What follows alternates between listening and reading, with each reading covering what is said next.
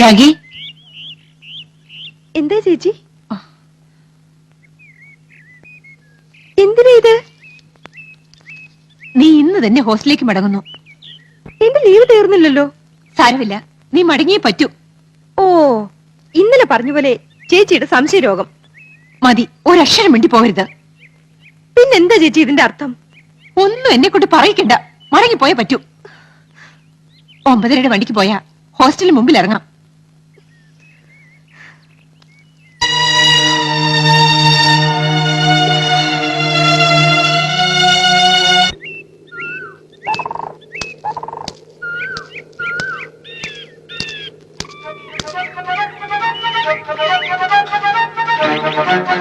രാഗി, രാഗി, രാഗി.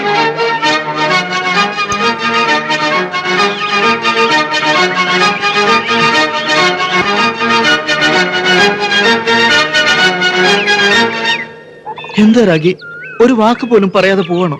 അതെ, ചേച്ചിക്ക് എല്ലാം മനസ്സിലായെന്ന് തോന്നണേ. ഇനി ഞാനിവിടെ എന്നാ ശരിയാവില്ല. എനിക്ക് പോണം. ഞാനും വരാം. നമുക്ക് എവിടെയെങ്കിലും പോയി ജീവിക്കാം.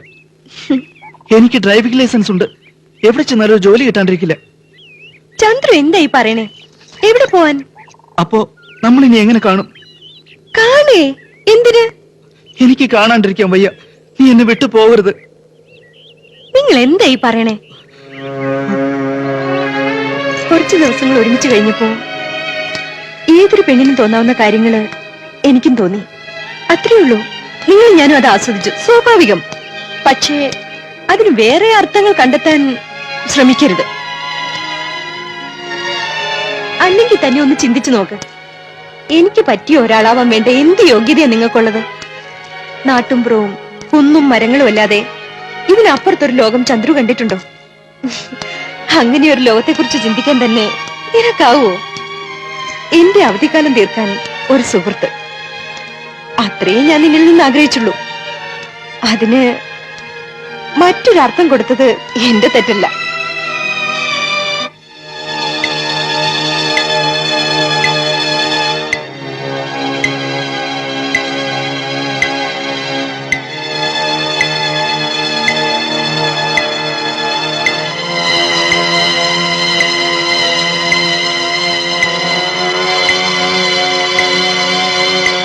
നോക്കൂ, ഞാൻ പറഞ്ഞത് ചന്ദ്രുവിന് മനസ്സിലായി കാണുമെന്ന് വിശ്വസിക്കുന്നു. ഇനി എന്തെങ്കിലും നിങ്ങളുടെ മനസ്സിൽ ബാക്കിയുണ്ടെങ്കിൽ അത് ഇവിടെ ഉപേക്ഷിക്കണം. Okay, by.